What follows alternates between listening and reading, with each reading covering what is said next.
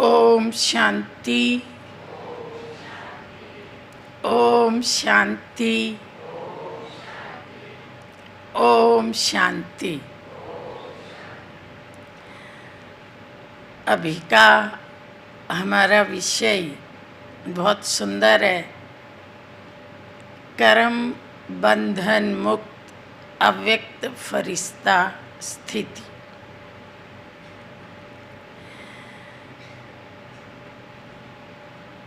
बाबा साकार मुरली में भी कहते हैं, अव्यक्त मुरली में भी कहते हैं कि आप बच्चे 63 जन्म कर्म बंधन में रहे, अभी कर्म संबंध में आए हैं। कभी बाबा कहते हैं कर्म बंधनों को ख़त्म करो, क्योंकि अभी आपको कर्म संबंध में जाना है। कर्म बंधन में दुख है, कर्म संबंध में सुख है। तो जब हम कर्म बंधन शब्द बोलते हैं तो इसमें पहला शब्द आता है कर्म। मतलब जो बंधन बना है वो कर्म के कारण बना है। कर्म बंधन, कर्म से बना हुआ बंधन। और कर्म क्या है? कर्म हमारी रचना है। कर्म हम करते हैं, हम रचयिता हो गए। कर्म हमारी रचना हो गई। तो हमारी रचना ने ही हमको बांध लिया। हमने ऐसी रचना रची, उस रचना ने ही हमको बंधन में डाल दिया। रचना ने रचयिता को बांध लिया। जैसे उदाहरण के लिए संतान को भी हम अपनी रचना कहते हैं। तो संतान भी दो प्रकार की होती है। मान लीजिए किसी व्यक्ति को एक ऐसा बच्चा पैदा हो जाता है जो बच्चा जन्म से ही किसी भी कारण से विकलांग है, शरीर में डिफेक्ट है, अंधा है, बहरा है, पाँव नहीं चलते हैं, कुछ भी है। तो बच्चे की आयु तो बड़ी हो जाती है, 10 साल का हो गया, 14 साल का हो गया, लेकिन माँ बाप को मेहनत अभी भी वैसी ही है जैसी 6 महीने वाले बच्चे की करनी पड़ती है। रखवाली भी वैसी ही करनी पड़ती है, खिलाना भी वैसे ही पड़ता है, अकेले को छोड़ भी नहीं सकते हैं। उस बच्चे की माँ कहेगी कि मैं पियर नहीं जा सकती, किसी फंक्शन में नहीं जा सकती, सत्संग में नहीं जा सकती। और अगर वो कोशिश भी करे, बच्चे को कहे कि बेटा मैं 1 घंटे के लिए चली जाऊं, तो वो बच्चा माँ को चिपट जाता है कि मुझे छोड़ के कहीं मत जाना। तो ये जो रचना है, ये कैसी रचना है जिसने माँ को ही बांध लिया, बांधने वाली रचना। अब एक दूसरे व्यक्ति का बच्चा है, वो ऐसा बच्चा है कि अभी 6-7 साल का ही है और अपनी माँ को कहता है कि आपको जहाँ जाना है चले जाओ, मैं अपने आप होमवर्क कर लूँगा, अपने आप भूख लगेगी तो खा लूँगा, कोई आएगा तो मैं सोच समझ के दरवाज़ा खोलूँगा, नहीं तो खोलूँगा ही नहीं। वो इतना समझदार बच्चा है कि माँ को मुक्त कर देता है। तो दोनों ही तो रचना है ना, एक रचना ने बांध लिया और एक रचना ने मुक्त कर दिया। तो ऐसे ही कर्म भी हमारी रचना है। हमने एक कर्म ऐसा किया कि उसने हमें बांध लिया और एक कर्म ऐसा किया उसने हमको उड़ा दिया। कर्म के भी 3 स्तर हैं, सोचना, बोलना और प्रैक्टिकल कर्म करना। तीनों ही स्तर पे हमें कर्म बांधता है और तीनों ही स्तर पे हमें कर्म उड़ाता भी है। एक 85 की मुरली है, जिसमें बाबा ने कहा था कि टेढ़े बाके बच्चे पैदा करते हैं। बच्चों के लिए बाबा ने बोला, और जब वो बच्चे परेशान करते हैं तो बाबा को कहते हैं, बाबा मुक्त करो, बचाओ, हेल्प करो। तो बाबा पूछता है, ऐसी रचना रचते ही क्यों हो? तो टेढ़े बाके बच्चे मतलब संकल्प टेढ़े बाके पैदा करते हैं, और फिर वो संकल्प जब तंग करते हैं, योग नहीं लगता है, तब बाबा को प्रार्थना करते हैं। तो बाबा कहते हैं कि ऐसी रचना रचते ही क्यों हो। अब हम इसको और अच्छे से समझेंगे अपने रोज के जीवन में, प्रैक्टिकल जीवन में। जैसे मान लीजिए एक महिला एक ज्वाइंट फैमिली में ज्ञान में चलती है, कोई भी ज्ञान में नहीं है, वो अकेली ज्ञान में है, लेकिन परिवार सहयोगी है। और जैसे मान लो आज गुरु पूर्णिमा है, घर में कोई अच्छी चीज़ बननी है, भोग लगना है, तो भोजन का काम उसको दे रखा है। भाई तुम दूसरों के हाथ का तो खाओगी नहीं, तो भोजन तुम बना लिया करो, थोड़ा बने अधिक बने, त्योहार का बने नॉर्मल बने, बाकी काम जो और महिलाएं हैं वो मिलजुल के कर लेती हैं। अब एक दिन ऐसे ही कोई त्योहार है और वो सुबह किचन में गई है, काम करने लगी है, तो बाबा ने हम बच्चों को श्रीमत क्या दी है, चाहे आप कहीं भी हो, घर में हो बाहर हो, आपको बाबा की याद में काम करना है, शांति से काम करना है, पॉजिटिविटी के साथ काम करना है, निमित्त भाव से काम करना है। वो किचन में गई है, बहुत सारी चीज़ें बनानी है, और घर में एक छोटा बच्चा है।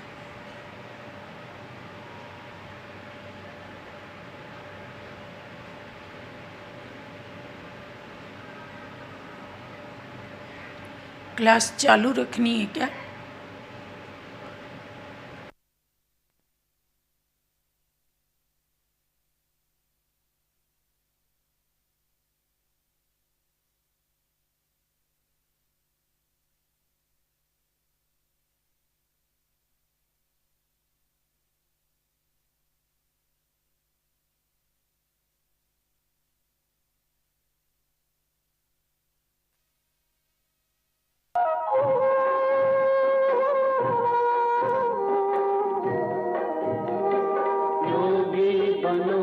ज्ञानी बनो, योगी जीवन है प्यारा। योगी बनो, ज्ञानी बनो, योगी जीवन है प्यारा।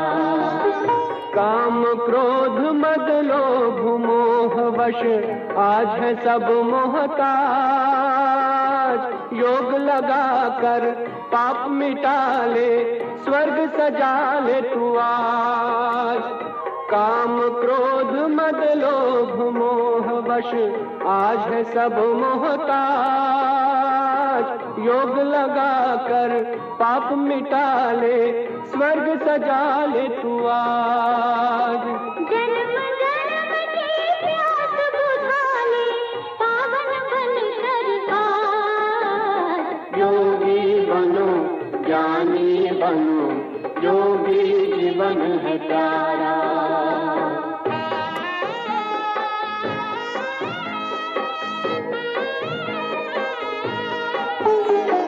संगम युग में परम पिता शिव कहते हैं राज। तू है एक अविनाशी आत्मा, सुन लो मेरी आवाज।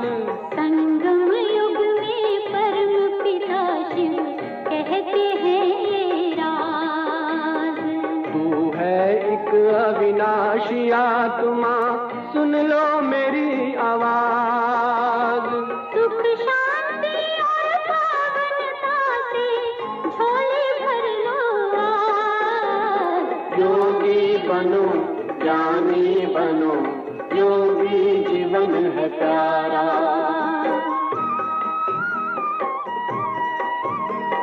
परम धाम से आए हैं शिव ब्रह्मा तन आधार।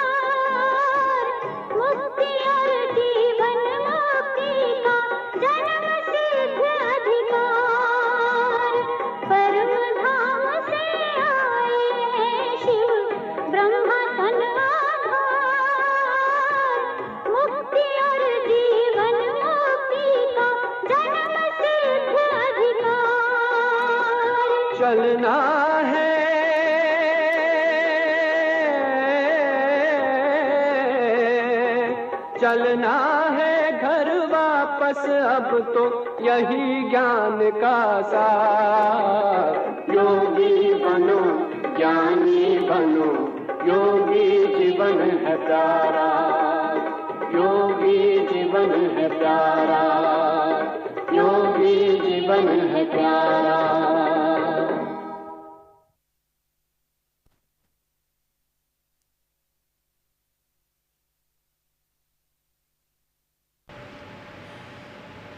तो हम बात कर रहे थे कि घर में एक छोटा बच्चा है, स्कूल नहीं जाता है, समझो 2.5-3 साल का, 2.5 साल का बच्चा है, और वो खेलता खेलता और किचन में आ जाता है। और ये चूँकि सुबह से किचन में गई है, काम कर रही है, बहुत व्यस्त है, बहुत काम करने हैं, तो बच्चे को देखते ही एकदम झुंझला जाती है। बच्चे को कहती है बाहर बाहर, किचन से बाहर जाओ, यहाँ तुम्हारा कोई काम नहीं है, ज़ोर से बोलती। अब छोटा बच्चा जो थोड़ी तेज आवाज़ बोली जाती है उसको सहन नहीं कर पाता है, बच्चा रोता है, रोते रोते अपनी माँ के पास जाता है और इशारा करता है ऐसे किचन की तरफ। तो वो समझ जाती है कि किचन में जो महिला है, उसने जो है बहन जी, उसने कुछ बोला होगा। तो वो मन में क्या सोचती है कि बढ़िया ही ज्ञान में चलने वाली है, बच्चे से तो प्यार से बोल नहीं सकती। और ये किचन में क्या सोचती है कि देखो अपने बच्चे को संभाल नहीं सकती, किचन कोई खेलने की जगह है भला, अगर यहाँ कहीं गर्म चीज़ को हाथ लग गया, बच्चे को कोई चोट लग गई तो नुकसान हो जाएगा, बच्चे को संभाल के रखो, वहाँ अपने पास रखो, इसको खुला क्यों छोड़ रखा है।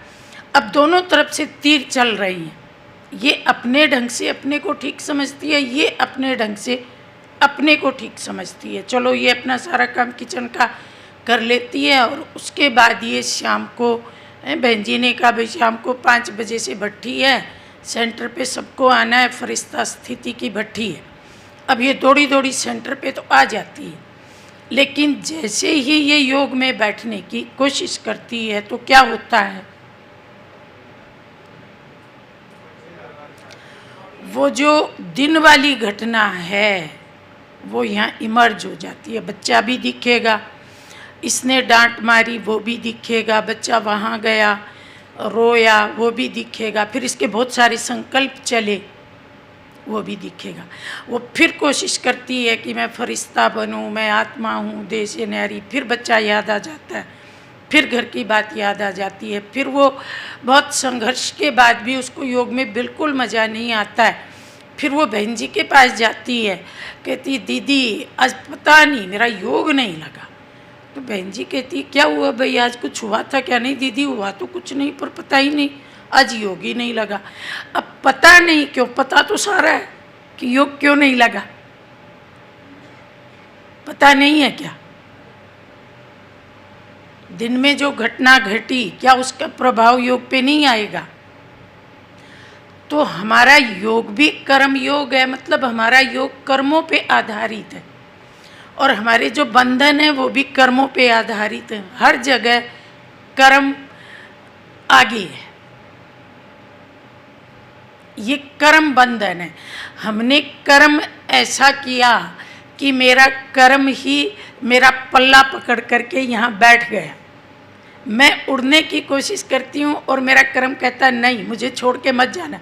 जैसे वो लूला लंगड़ा बच्चा अपनी माँ को कह रहा था कि नहीं नहीं मुझे छोड़ के मत जाना, तो ये जो मेरा कर्म है ये भी लूला लंगड़ा था, ये मुझे कहता है नहीं नहीं फरिश्ता नहीं बनो, यहीं रहो, मेरे साथ ही रहो।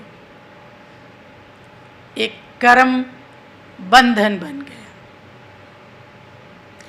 अब इसी स्टोरी को आप दूसरे तरीके से सुनो। जब वो बच्चा किचन की तरफ आया तो ये बहन तो बहुत योग युक्त थी, बाबा की याद में थी, तो ये दौड़ के किचन के दरवाजे पे गई और एक लड्डू, किचन में तो कुछ ना कुछ तो खाने की चीज़ होती है, और इसने बच्चे को वहीं पे दे दिया कि बेटा तुम ये लड्डू खाओ और वहाँ देखो पंखे के नीचे बैठो, कूलर के सामने बैठो, और ये लड्डू ख़त्म हो जाए तो भले तुम दूसरा लड्डू लेने आ जाना, मैं पर यहाँ गर्मी है, यहाँ बैठ के मत खाना। तो बच्चा लड्डू लेके कूदता हुआ और अपनी माँ के पास गया हैं, और इशारा करता है कि उसने मुझे लड्डू दिया। तो अब माँ कहती है कि देखो सुबह से कितना काम कर रही है, कितना बिजी है वो, कितना बड़ा मीनू है आज का हमारा, पर फिर भी बच्चे के साथ कितना प्यार से बोलती है। ज्ञान में जाती है ना, तो ये ज्ञान का तो इतना तो असर होगा ही। अब ये बहन अपना सारा काम समेट करके और शाम को योग में आएगी सेंटर पे, तो अब क्या होगा? अब योग लगेगा ना, अब उड़ेगी ना। तो ये कर्म कैसा था? कर्म संबंध था। तो दिन भर में हम जो भी कर्म करते हैं वो बंधन बनेगा तो योग नहीं लगेगा, संबंध बनेगा तो योग लगेगा। अब हमें ध्यान किस पे देना है? केवल हम गलत कर्म करके और फिर हम सोचें कि हम योग में बैठ जाएं, हो नहीं सकता। संकल्प हमें बैठने नहीं देंगे, हमें श्रीमत प्रमाण कर्म करना पड़ेगा। अब भाई कहेंगे बहनों का उदाहरण तो दे दिया, हमारा तो दिया नहीं क्योंकि सबका फील्ड अलग अलग है। चलिए एक भाई का उदाहरण ले लेते हैं। मान लीजिए एक भाई का बिजनेस है, एक दुकान है, चलो जूते की दुकान है। भाइयों के काम तो अलग अलग प्रकार के होते हैं, पर सब उदाहरण तो नहीं ले सकते, एक ही लेंगे। उदाहरण तो सिर्फ समझाने के लिए होते हैं। और वो रोज़ अपनी दुकान पे जाता है। बाबा की श्रीमत क्या है कि बच्चे तुम निमित्त मात्र हो, बिजनेसमैन तो मैं हूँ। याद है एक मुरली, मेरा बॉस भी बाबा है, मैं निमित्त हूँ। अगर आप ऑफिस में जाते हो तो डायरेक्टर बाबा है, मैं निमित्त हूँ। ये बाबा ने पूरी मुरली चलाई हुई। आप बिजनेस करते हो तो बिजनेस मैन बाबा है, आप निमित्त हैं, मतलब आप मुनीम हैं, संभालने वाले, मालिक शिव बाबा है। तो दुकान का मालिक तो शिव बाबा है, हम तो निमित्त हैं, दुकान संभालने वाले। हम दुकान में गए, अगरबत्ती लगाई, बैठ गए। उस दिन हमारा नौकर ही नहीं आया था। तो एक व्यक्ति आया, कहता है जूते दिखाओ, जूते दिखाओ।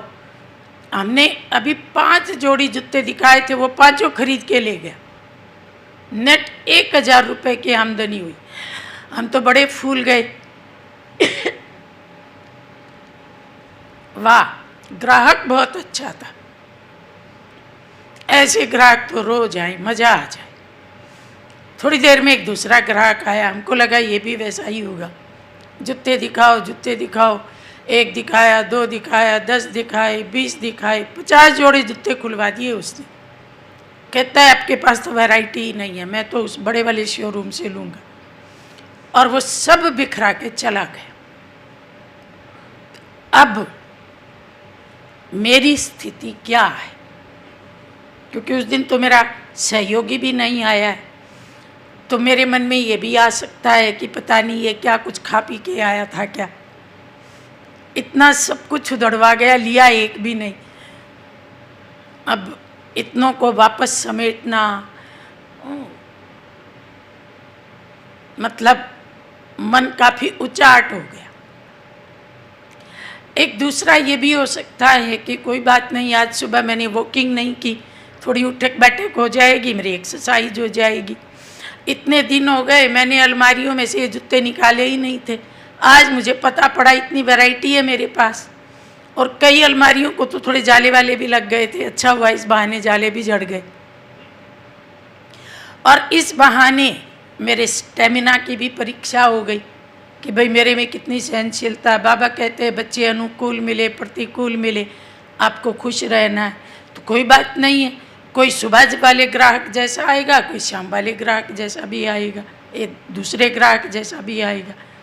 तो मुझे तो दुकान तो बाबा की है, पैसा अगर मिला तो बाबा का, नहीं मिला तो बाबा का, मेरा क्या जाता है। दोनों प्रकार की मनोस्थिति हो सकती है। लेकिन अगर पहली मनोस्थिति है कि ये क्यों आया, इतनी मेहनत करवा गया, खरीदा कुछ भी नहीं, और उसके बाद आप बेशक दुकान बंद करके सेंटर पे आ जाओ और योग में बैठ जाओ, तो क्या होगा?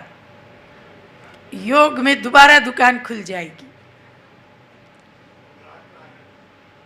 फिर वही सीन आएगा, सारे जूते दिखेंगे, वो व्यक्ति दिखेगा। और अगर आपने दूसरी वाली बात सोची कि कोई बात नहीं है, सब तरह के लोग आएंगे, तो आप योग में आते ही उड़ जाएंगे, क्योंकि जो कुछ भी था उसको आपने फुल स्टॉप लगा दी। तो कर्म कैसे करना है? हमारे साथ बहुत घटनाएं घट जाती हैं, अनएक्सपेक्टेड तरीके से घटनाएं घटती हैं। अचानक बीमारी आती है, अचानक कोई रिश्तेदारी में कुछ हो जाता है, अचानक धन ऊपर नीचे होता है। दुनिया ही ऐसी है, सब कुछ होगा, लेकिन उसको मैनेज करने के लिए बाबा ने ज्ञान दिया है। उस ज्ञान को उस समय यूज करेंगे तो वो बात मैनेज हो जाएगी, और ज्ञान को यूज नहीं करेंगे, पुरानी जन्म के हिसाब से वैसी ही सोच रखेंगे, तो फिर वो बात हमें बहुत बड़ी लगेगी। बात भी गई, हमारे हाथ से चीज़ भी गई, हमारी अवस्था भी गई, कितना नुकसान हो गया। इसलिए एक बहुत अच्छा स्लोगन है कि चीज़ बिगड़ी पर अपनी अवस्था को तो मत बिगाड़ो। चीज़ जो हाथ से गई, अवस्था को तो हाथ में रखो, नहीं तो डबल नुकसान हो जाएगा। माया मिली न राम। तो फरिश्ता कैसे बनेंगे? जब ऐसे एक के एक कर्म पे ध्यान देंगे। कर्म हुआ, फुल स्टॉप लगाया, आगे बढ़ो, बात रील में लिपट गई। ये फुल स्टॉप लगाना बहुत ज़रूरी है। फुल स्टॉप का बहुत महत्व है, पढ़ाई में भी बहुत महत्व है। सेंटेंस पूरा हुआ, फुल स्टॉप लगा दिया। फुल स्टॉप नहीं लगाओ तो समझ में ही नहीं आता। जैसे कई लोग हमें आर्टिकल लिख के भेजते हैं, उसमें ना कोमा होता, ना फुल स्टॉप होता, ना पूर्ण विराम, हमें समझ में ही नहीं आता लाइन कहाँ से शुरू हुई, कहाँ ख़त्म हुई।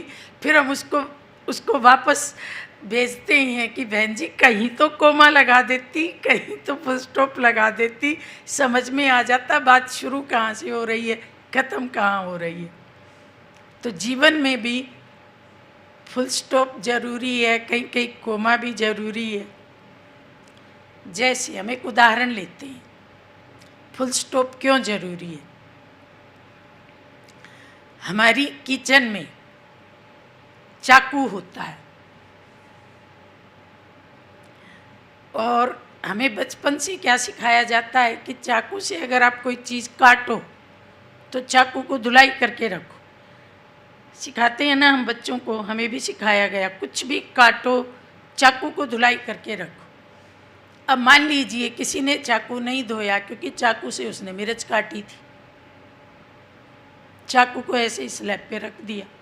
उसके बाद मैं गई, मुझे सेब काटना था, मैं बीमार थी, मुझे सेब खाना था, मैंने वही चाकू उठाया, सेब काटा, और जब सेब को खाने लगी तो मुझे ऐसे लग रहा है कि मैं मिर्च खा रही हूँ।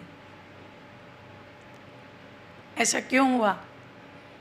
क्योंकि चाकू को धोया नहीं गया था। ऐसे ही एक व्यक्ति मेरे से मिलने आया, उस व्यक्ति ने मेरी इतनी ग्लानि की मेरे सामने ही बैठ के, बहन जी आप तो ऐसे हो, बहन जी आपने ये गलती की, बहन जी नहीं तो परिवार में भी कई बार ऐसा हो जाता है, गृहस्थ जीवन में, प्रवृत्ति में भी कोई व्यक्ति आता है, आपको उल्हाने देता है, आपकी ग्लानि करता है, हर जगह ऐसे ऐसे लोग मिल जाते हैं। तो उस व्यक्ति ने मुझे काफ़ी उल्टा सीधा बोला, हालांकि मेरी गलती नहीं है, लेकिन फिर भी उसने मुझे बोला, और मैंने अपने तरीके से उसको खुश करने की कोशिश की, बात को ख़त्म करने की कोशिश की। वो उठ के चला गया। अब उसके जाने के बाद मुझे क्या करना चाहिए? चाकू को धोना चाहिए, क्योंकि वो मिर्ची काट के गया है, मतलब इसको धोना चाहिए, यहाँ फुल स्टॉप लगा देना चाहिए। वो गया, बात ख़त्म हो गई। उसके बाद एक इतना अच्छा व्यक्ति आता है मिलने के लिए, मेरे लिए गिफ्ट लेके आया है, मुझे अप्रिशिएट करने आया है, मैंने कोई काम किया था उसकी मैं, लेकिन मेरे यहाँ तो मिर्ची है अभी, तो मैं उसको भी देख के क्या सोचती हूँ, ये भी आ गया मूड खराब करने, ये भी आ गया टाइम खराब करने। पहले वाला तो 1 घंटा खराब करके गया था, ये भी आ गया। तो मैं बड़ी उखड़ी उखड़ी सी, बड़ी एक तरह से जैसे उसको भी नेगेटिव भाव में देखती हूँ, ठीक से बात नहीं करती हूँ। तो उसको कैसा लगेगा, मैं तो इतने उमंग से आया था, हैं बहन जी आपकी तबीयत ठीक है क्या, आप कुछ बीमार बीमार लग रहे। मैं बिल्कुल ठीक हूँ, मुझे कुछ नहीं हुआ है, लेकिन मैं बहुत ज़ोर से बोल रही हूँ। क्यों? क्योंकि मैंने पहले वाला धोया नहीं है। तो एक घटना पूरी हो जाने के बाद मुझे उसको फुल स्टॉप लगा देना है, तब मैं अगली घटना के साथ न्याय कर पाऊंगी। नहीं तो पिछले वाले का प्रभाव अगले वाले के साथ अन्याय करवा देता है, क्योंकि हम पिछली दृष्टि से ही अगले को भी देखते हैं। तो बाबा ने हम बच्चों को क्या सिखाया? फुल स्टॉप लगाओ, बात गई, ख़त्म करो, यहाँ से खाली हो जाओ। यहाँ सोचने के लिए बहुत कुछ। तो फुल स्टॉप नहीं लगाएंगे तो फरिश्ता कैसे बनेंगे, उड़ेंगे कैसे? उसी बात को सोचते रहेंगे, वो ऐसे बोल गया, वो ऐसे बोल गया, या कोई हमसे गलती हो गई, अपनी गलती को भी बार बार सोचते रहेंगे, हमसे गलती हो गई, हमसे गलती हो गई। बाबा ने कहा गलती हो गई, पश्चाताप करो, ठीक है, लेकिन पश्चाताप इतना मत करो कि पश्चाताप एक और गलती बन जाए। पश्चाताप करो, सुधरने की दृढ़ प्रतिज्ञा करो और उस दृढ़ प्रतिज्ञा पर कायम रहो, फिर उस गलती को फुल स्टॉप लगा दो।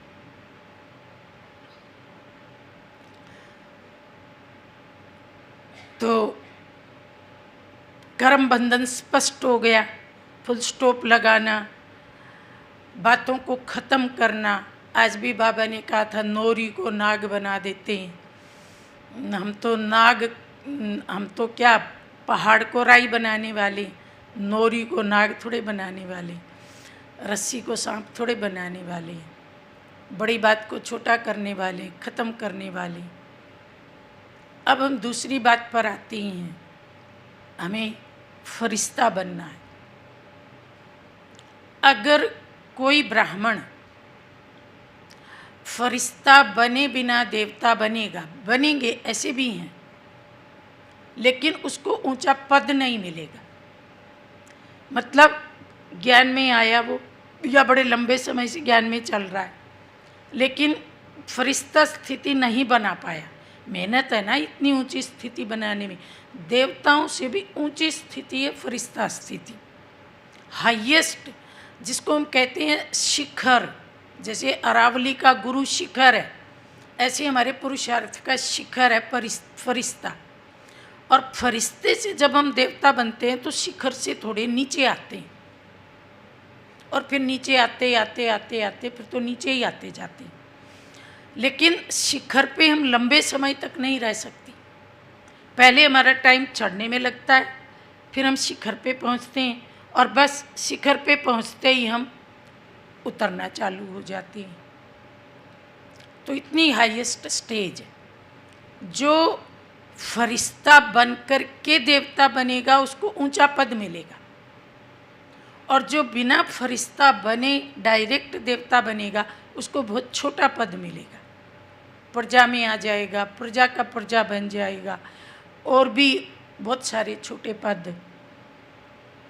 इसलिए अगर ऊंचा पद पाना है तो फरिश्ता बनना अनिवार्य है। फरिश्ता बनना ऊंचा पद पाने के लिए अनिवार्य है। और अभी हम एक दूसरे तरीके से चिंतन करते हैं कि भगवान ने हम आत्माओं को संपूर्ण पवित्र बनाने के लिए जो फरिश्ता बनने की विधि सिखाई है वो कितनी सुंदर है। एक दूसरे तरीके से हम इस पे विचार करेंगे। जैसे हमारा 5000 साल का साइकिल है, सतयुग, त्रेता, द्वापर, कलयुग, 5 स्वरूपों का हम चिंतन करते हैं। फरिश्ता बन के परम धाम गए, परम धाम से सतयुग में आए, फिर हमारा पूज्य रूप है, उसके बाद हम ब्राह्मण बने, ब्राह्मण से फरिश्ता, और फिर बिंदु रूप मतलब हमारा अनादि स्वरूप। ऐसे ये साइकिल है, ये हर कल्प में ये साइकिल ऐसे फिरता रहता है। प्रकृति में भी एक साइकिल है, वो है पानी का, पानी की एक बूंद का साइकिल। बूंद बनाम बिंदु आत्मा, जो पानी की बूंद की कहानी है वही बिंदु आत्मा की भी कहानी है। दोनों बिल्कुल सिमिलर है। जैसे हम परम धाम से चलते हैं तो कितने पवित्र होते हैं, एकदम बाप समान होते हैं, वही चमक होती है, वही गुण होते हैं अनादि रूप में। और फिर हम धरती पर उतर के आते हैं, देवताई शरीर धारण करते हैं। तो जो पानी की बूंद होती है वो भी जब बादल में से निकलती है तो कैसी होती है, एकदम प्योर होती है, एकदम क्रिस्टल होती है, एकदम शुद्ध होती है। आजकल तो वायुमंडल में फिर भी पोल्यूशन है, लेकिन पहले ज़माने में तो जो डायरेक्ट पानी की बूंद होती थी उसको लोग कलेक्ट किया करते थे, बर्तन रख देते थे और उस पानी को औषधि के रूप में यूज किया करते थे। तो वो बूंद चली अपने पिता की गोद से, बादल उसका बाप है, पिता की गोद से निकली। जैसे हम परम धाम से अपने पिता की गोद से निकले थे, नीचे आई तो एक आंगन में गिरी। हम भी जब सतयुग में आए तो एक आंगन में ही तो गिरे थे, लेकिन कोई भी बच्चा फिर उस आंगन में हमेशा नहीं रहता, आंगन से बाहर भी तो निकलता है ना। तो सतयुग में हमने जन्म लिया, फिर त्रेता में आए, ऐसे एक ही जगह थोड़े रहे, घूमते रहे हम जन्म बाई जन्म। और ये जो बूंद है ये भी किसी आंगन में गिरी या कहीं भी गिरी, एक ही जगह तो नहीं रहती, गिरते ही बहना चालू कर देती है। और जैसे ही ये बही तो बहती बहती समझो एक छोटा सा नाला था उसमें चली गई।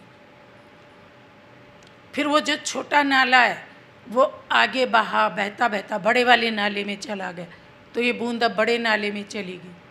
फिर वो बड़ा नाला बहते बहते बहते शहर से बाहर जो बहुत ही ख़राब सा नाला है उसमें चला गया, तो ये बूंद भी उसमें चली गई। जैसे हम सतयुग में इतने जन्म लेते हैं, त्रेता में इतने जन्म लेते हैं, द्वापर में आए तो किसी किसी का संग लगा, सतयुग त्रेता वाले सारे संस्कार धूमिल हो गए। फिर द्वापर के बाद कलयुग में आए तो और कुसंग लगा, फिर और बुराइयां बढ़ गई, काली परत चढ़ गई। तो इस बूंद को भी कुसंग लगते लगते लगते ये बिल्कुल गंदे नाले में चली गई, बिल्कुल गंदी हो गई। देखो ऊपर से आई तो कितनी शुद्ध थी और अब ये कितनी अशुद्ध, एकदम काली हो गई। और हम भी आत्माएं कलयुग में आकर के एकदम काली हो गई। तो अगर बूंद को शुद्ध करना है तो कैसे करेंगे? एक तरीका है कि गंदे पानी को फिल्टर किया जाता है, गवर्नमेंट फिल्टर करती है, लेकिन उसमें बहुत मेहनत लगती है, बहुत खर्चा भी होता है, और पानी बिल्कुल उसी रूप में आ जाए कोई गारंटी भी नहीं। तो एक तरीका तो ये आर्टिफिशियल है। हम भी कलयुग में आए, गंदे हो गए, काले हो गए, विकारों से भर गए। तो आत्मा के शुद्धिकरण का एक तरीका ये था कि भाई भक्ति करो, महात्माओं के प्रवचन सुनो, दान करो, गंगा स्नान करो, साधुओं की सेवा करो। थोड़ा बहुत असर पड़ा होगा, लेकिन पूर्ण पवित्रता तो इस तरीके से नहीं आ सकती ना, जैसे वो बूंद भी पूरी तरह से पवित्र नहीं हो सकती। तो प्रकृति के पास एक बहुत बढ़िया तरीका है। आपको समझ में आ गया कौन सा तरीका है?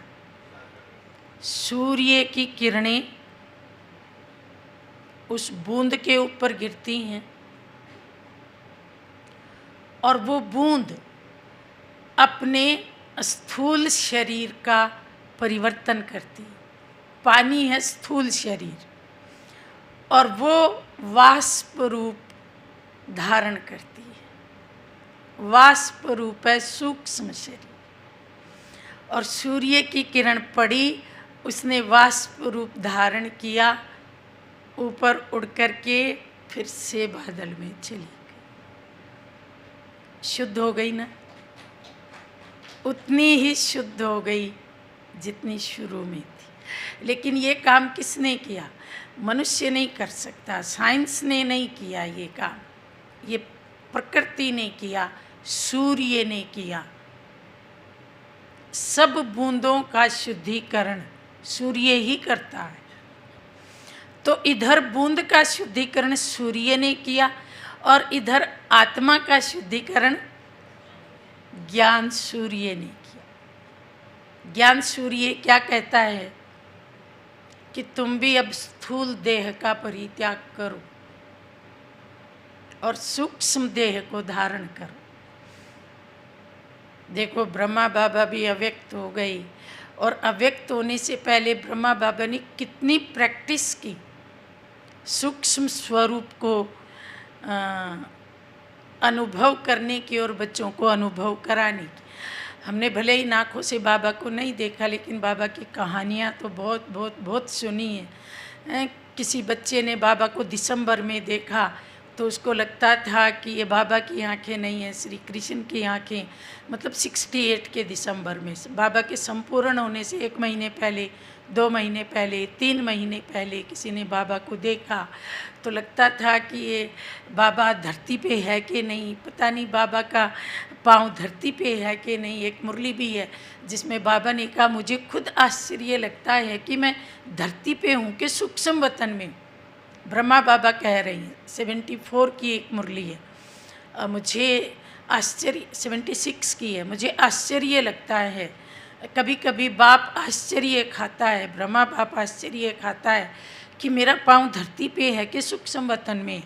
इतना बाबा ने अभ्यास किया धरती पे रहते हुए कि जैसे मैं सूक्ष्म वतन में हूँ। तो फॉलो किसको करना है? आज की मुरली में भी फॉलो फादर की बात आई, तो बाबा को फॉलो करना है। बहुत मेहनत का काम है, लेकिन ऊंचा पद पाना है तो मेहनत तो करनी पड़ेगी। तो हम बार बार अभ्यास करें, क्योंकि इस भौतिक देह में रहने की हमें आदत पड़ गई है कई जन्मों की। तो उस आदत को कट करने के लिए उतना ही गहरा अभ्यास करना पड़े।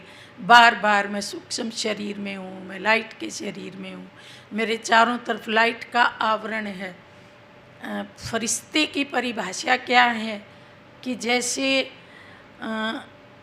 वर्तमान समय हमारे चारों ओर हार्ड मास का आवरण है,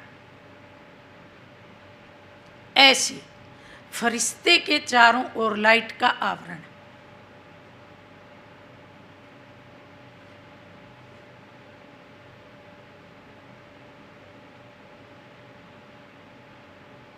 इस चीज को बार बार अनुभव करना। इसके लिए क्या करें? ये क्रिया सरल हो जाए।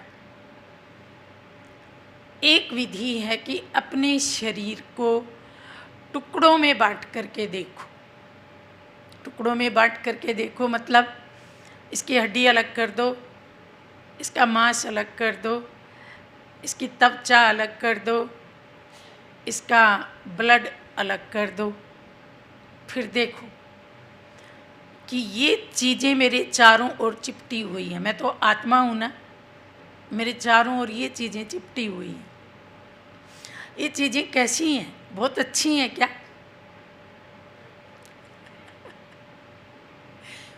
और केवल यही नहीं है, जीवाणु भी हैं, कीटाणु भी हैं, पसीना भी है, बदबू भी है, और भी बहुत घृणित चीज़ें। तो क्या मुझे ये आवरण पसंद है? मैं ऐसे आवरण से ढकी बैठी हूँ, ऊपर नीचे दाएं बाएं, एक कैसा आवरण है। मुझे ये आवरण पसंद नहीं, मुझे बढ़िया आवरण चाहिए, सुंदर चमकदार। तो जब हम बार बार इस देह की असलियत का चिंतन करेंगे ना, तो इससे वैराग आएगा। नहीं तो देह से वैराग नहीं आता। वैराग नहीं आता है तो हमको यही अच्छा लगता है, बहुत अच्छा है, स्वस्थ है, चल रहा है, बहुत बढ़िया है, यही चलता रहे। लेकिन नहीं, इससे डिटैच होना है।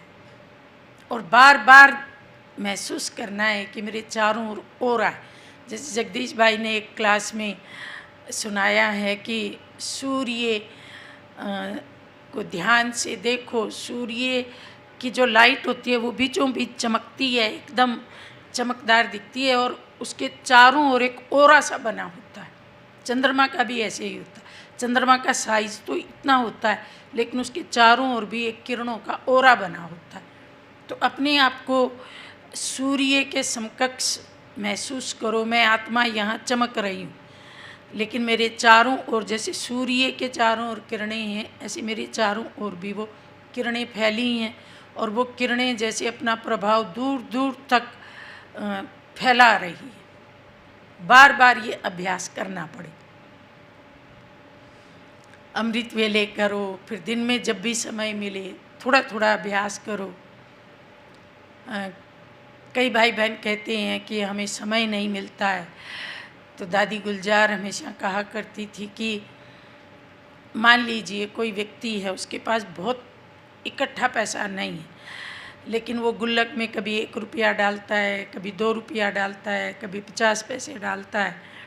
साल भर बाद जब वो गुल्लक खोलता है तो उसमें इकट्ठा ही उसको कितना मिलेगा? 1000-2000 तो मिलेगा, ज़्यादा भी मिल सकता है। तो ठीक है, आपके पास इकट्ठा घंटा 2 घंटा नहीं है।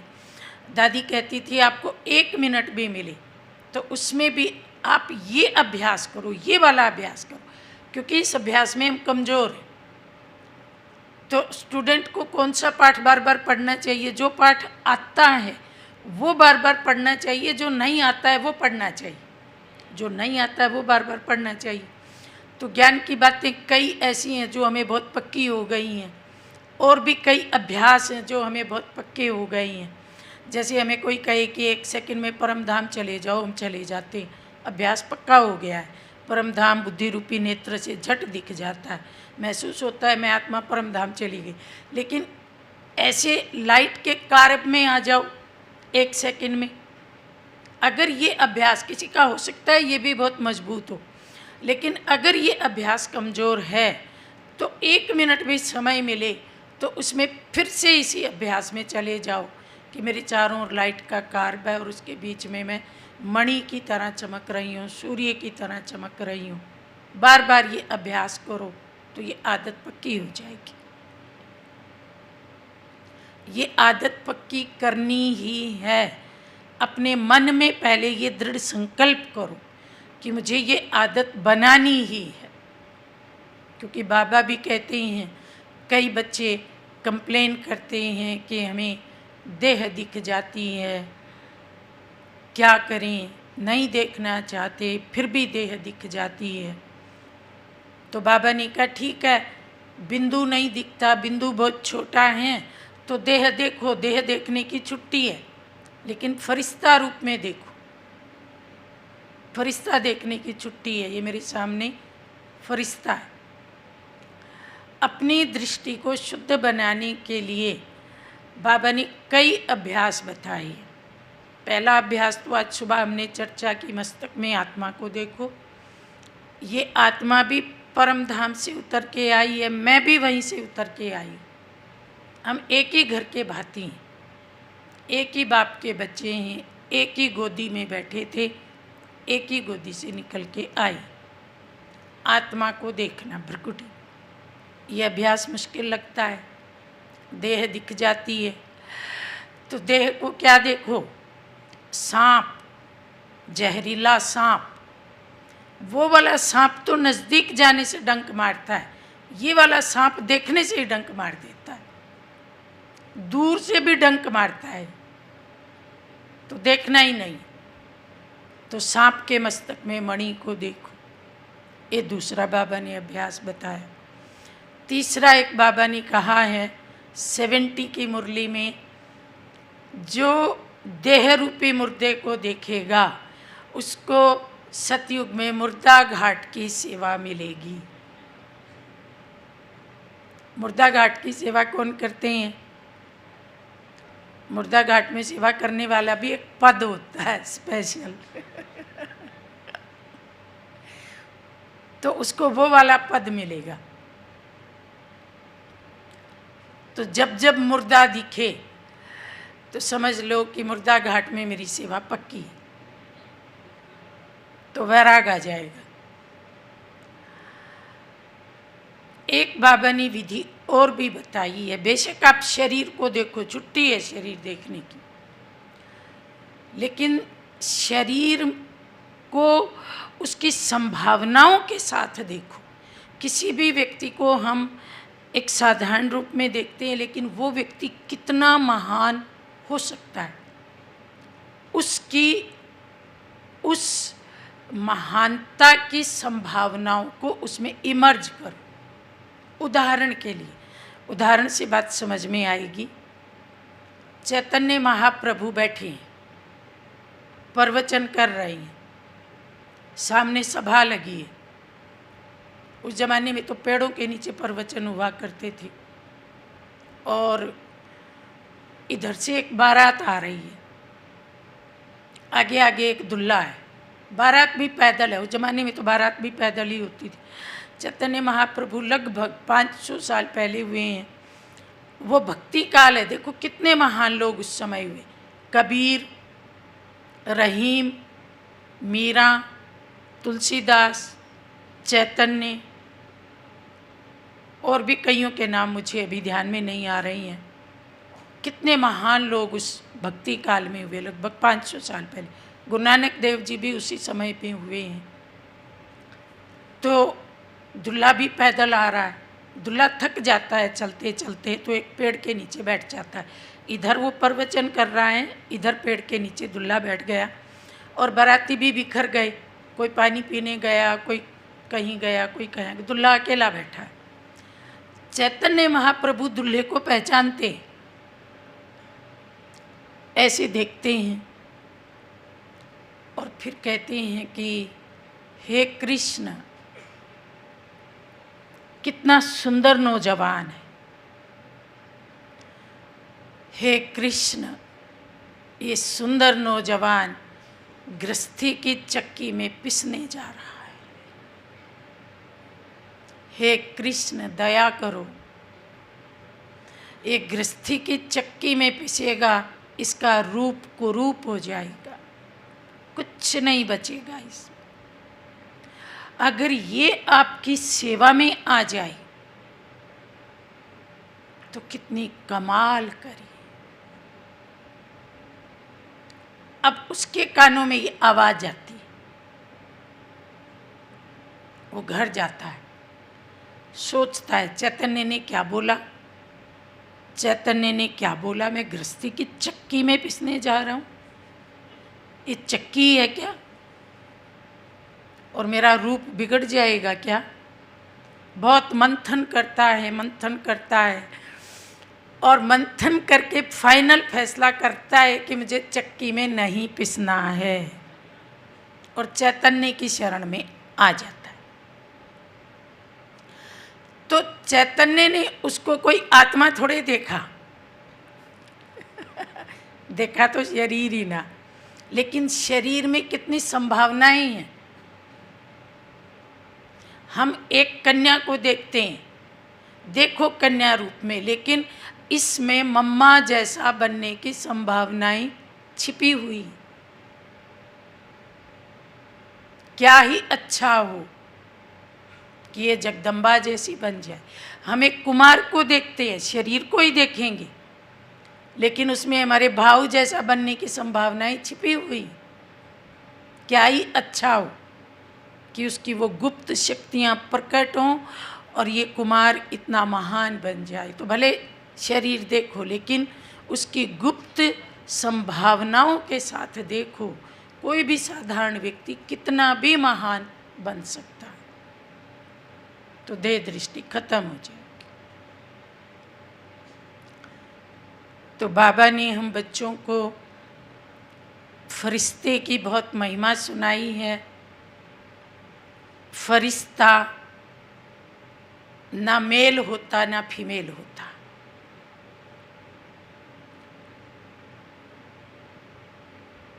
हदों से पार है फरिश्ता। फरिश्ता ना बूढ़ा होता ना जवान होता, कभी सुना बूढ़ा फरिश्ता जवान फरिश्ता? उस हद से भी पार। फरिश्ता ना हिंदू होता ना मुसलमान होता, ना पारसी होता ना बोधी होता, उस हद से भी पार।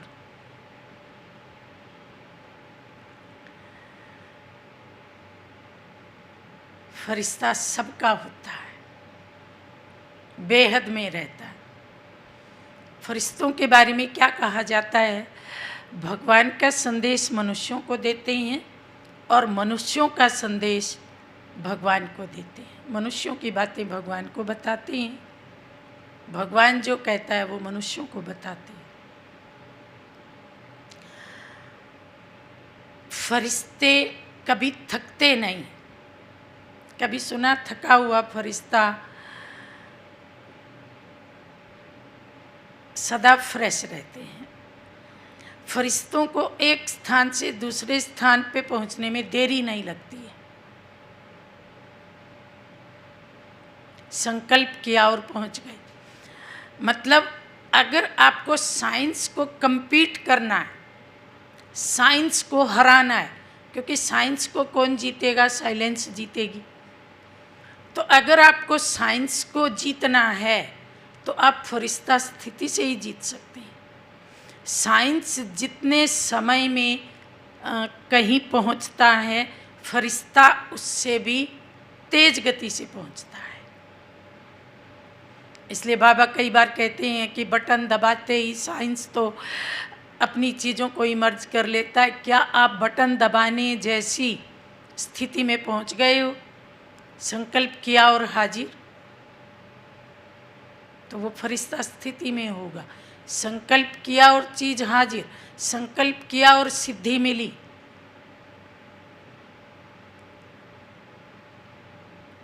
तब वाह वाह होगी कि साइंस के ऊपर भी जीत पाने वाले कोई हैं।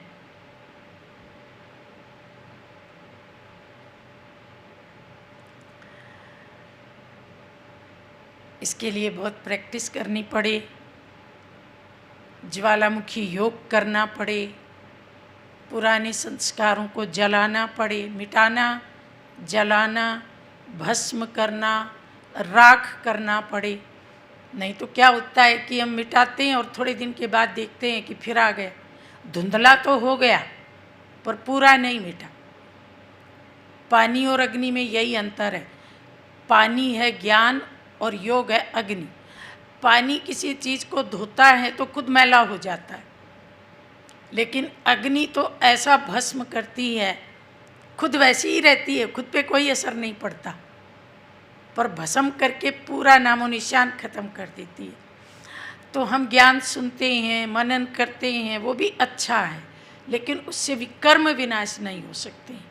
विकर्म विनाश तब होंगे जब एक रस, एक चित्त, एक संकल्प में टिक करके एक बाबा की लगन में मगन होंगे। और उसके लिए क्या चाहिए? उसके लिए चाहिए बेहद की वैराग वृत्ति। थोड़ा वैराग्य नहीं, पूरा वैराग्य। जैसे पुराने ज़माने में इंजन होते थे तो वो कैसे चलते थे? भाप से चलते थे। कोयले से भाप बनाई जाती थी, वो इंजन को धक्का लगाती थी, रेलगाड़ी चलती थी। आजकल तो इलेक्ट्रिसिटी आ गई या डीजल से भी चलती हैं। तो जो पानी होता था वो 100 डिग्री पे उबलेगा तब भाप बनेगी। अगर पानी 98 पे उबलेगा तो भाप नहीं बनेगी। भाप नहीं बनेगी तो धक्का नहीं लगेगा। तो मेरी लगन की अगन जब 100 डिग्री तक होगी तब मेरे पुराने संस्कार जलेंगे। 98 तक है तो भी नहीं जलेंगे, 90 तक है तो भी नहीं जलेंगे। हम जी 1 घंटा बैठे, बैठने से मतलब नहीं है, मन कितना बैठा, और मन बैठा, मन बाबा में कितना जुटा, बाबा के उस तेजस्वी स्वरूप को, बाबा की उन शीतल पर प्रचंड किरणों को अपने में समाते हुए कितना महसूस किया। उन प्रचंड किरणों ने मेरे भीतर, मुझ आत्मा के भीतर जाकर के जो पुराने इंग्रेडिएंट है उनको कितना बदला। जैसे बीज को बदलना होता है तो क्या करते हैं, एक साइंटिफिक प्रक्रिया होती है। बीज के भीतर जो कुछ है, जैसे करेले को मीठा बनाना है तो बीज के भीतर जो ऑलरेडी इंग्रेडिएंट हैं उनकी जगह दूसरे इंजेक्ट करते हैं। अगली बार जब आप उस बीज को बोएंगे, ये लैब में होता है, जो कृषि की लैब होती हैं उनमें वो बीजों का परिवर्तन करते हैं।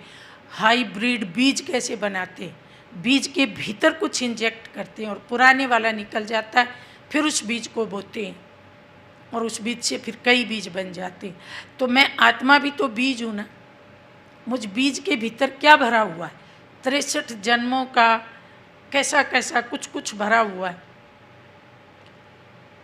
तो वो बाहर निकले, खत्म हो और भगवान उसमें नया पवित्र शुद्ध इंजेक्ट करे। वो कब होगा, जब मैं आत्मा बिल्कुल सब कुछ भूल करके उसकी शक्तिशाली प्रचंड किरणों के नीचे बैठती हूँ, उन किरणों में समा जाती हूँ, उन किरणों के साथ एकाकार हो जाती हूँ।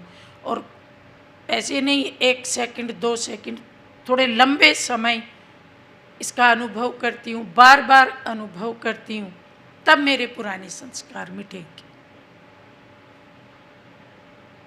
तो क्या हम ऐसा योग करते हैं? और इस योग में ही साइंस की जो बटन दबाने वाली विधा है वो हमारे हाथ में आती है। जैसे आपने पानी की मशीन देखी है, उसमें 3 बटन होते हैं ना, एक नॉर्मल पानी का पीला बटन होता है, एक गर्म पानी का लाल बटन होता है, एक हरा बटन होता है वो ठंडे पानी का। बटन दबाते ही वैसा ही पानी आ जाता है। आप जब ऐसे ज्वालामुखी स्थिति में बैठते हो और आपको लगता है कि मेरे अंदर क्रोध बहुत है, मुझे शांति की ज़रूरत है, तो आप साइंस में है बटन, उंगली से बटन दबाते हैं, साइलेंस में है संकल्प। तो आपने एक बार एक संकल्प किया कि मुझ पर सर्वशक्तिवान की संपूर्ण शांति की शक्ति उतर रही है, और फिर आप उस दृश्य को विजुअलाइज भी करते हैं। बस उसके बाद आपके संकल्प स्टॉप, उसको विजुअलाइज करते हैं और उसका अनुभव करते हैं। शांति की किरणें तो शीतल है, पर उसमें प्रचंडता भी है, क्योंकि उसमें बहुत ताकत है और वो मुझ पर उतर रही है। तो आप जब ऐसा योग करने के बाद उठेंगे तो आपका क्रोध गायब हुआ मिलेगा, क्रोध जला हुआ मिलेगा और शांति की शक्ति आप में भरी हुई मिलेगी। ये भी बटन दबाने वाली ही क्रिया है। आपको धैर्य की शक्ति चाहिए। आप एक संकल्प कीजिए कि मैं बहुत जल्दी अधीर हो जाती हूँ, उतावली हो जाती हूँ, जल्दबाजी बहुत करती हूँ, मेरे काम बहुत बिगड़ते हैं, मुझे भगवान से धैर्य की शक्ति चाहिए। तो संकल्प कीजिए इस स्टेज में, बाबा से धैर्य की किरण मुझ में समा रही, और उसको अनुभव कीजिए, उस स्थिति को विजुअलाइज कीजिए। बाकी सब संकल्प खत्म। आप देखेंगे अगले दिन आपके कर्मों में उतावलापन नहीं होगा, धैर्य आ जाएगा। अगर पावरफुल योग आपने घंटा आधा घंटा ऐसा कर लिया, वही परिवर्तन कर देगा, लेकिन पावरफुल होना चाहिए।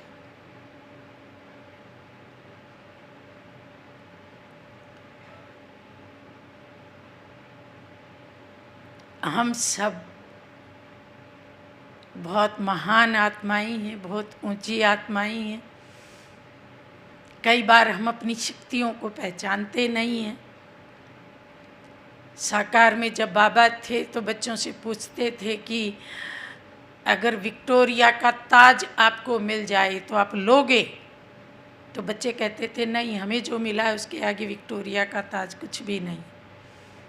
वर्तमान समय दुनिया में जिन लोगों की बड़ी बड़ी पोस्ट है, सच पूछो तो वो हमारे सामने क्या है? हमारा स्वमान इतना ऊंचा होना चाहिए।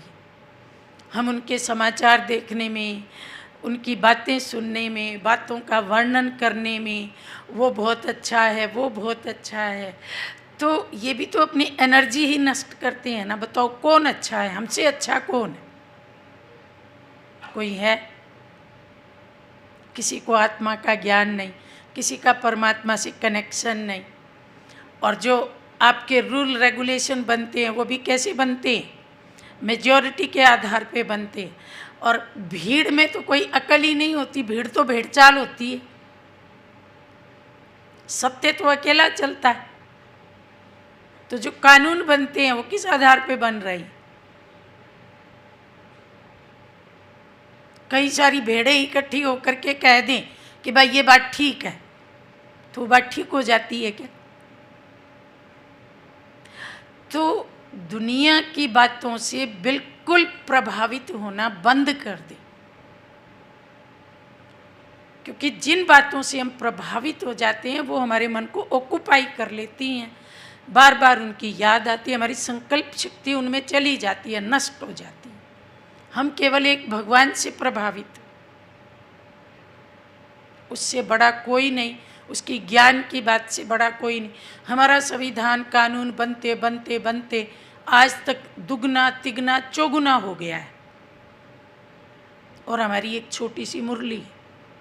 दुनिया का परिवर्तन कौन करेगा?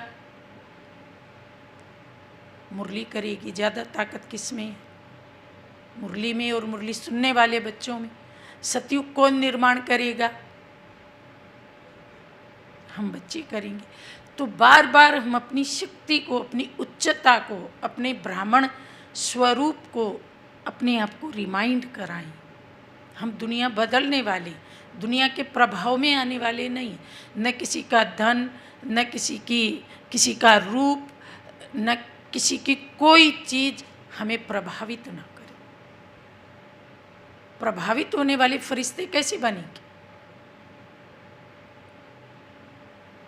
प्रभाव मुक्त।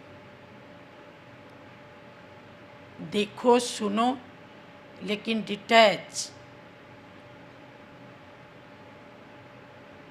हमारे एक एक संकल्प की बहुत कीमत है। एक संकल्प ही अगर व्यर्थ गया, और बाबा ने एक मुरली में कहा था, जैसे कर्मों की गहन गति है, धन की गहन गति है, सजाओं की गहन गति है, ऐसे ही एक संकल्प से कितनी भारी प्राप्ति होती है, और एक संकल्प से हम कितना गंवा देते हैं, इसकी भी गहन गति है। संगम में हर बात की गहन गति है। एक पैसा हमने जमा किया, उसकी भी गहन गति है धन के हिसाब से, और एक पैसा गंवा दिया, उसकी भी गहन गति है। वो एक गंवाया हुआ पैसा कितना लंबा असर करेगा 5000 साल में, और एक जमा किया हुआ पैसा कितना लंबा असर करेगा। इसलिए गति गहन है। तो हम अपने एक एक संकल्प के ऊपर बहुत ध्यान देंगे। संकल्प ही हमें फरिश्ता बनाएंगे। पॉजिटिव संकल्प, प्योर संकल्प, शक्तिशाली संकल्प, अप्रभावित संकल्प। बार बार अपने संकल्पों को चेक करें। जो हम अपने चारों ओर ओरा देखेंगे, वो भी तो संकल्प की करामात है ना। संकल्प ही तो करेंगे ना कि मैं ओरे के बीच में बैठी हूँ। अगर संकल्प ही हाफ हजार्ड है तो फरिश्ता स्थिति की अनुभूति कैसे होगी?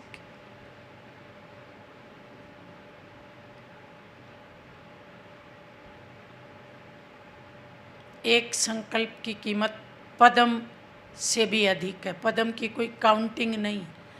पदम संख्या कितनी होती है?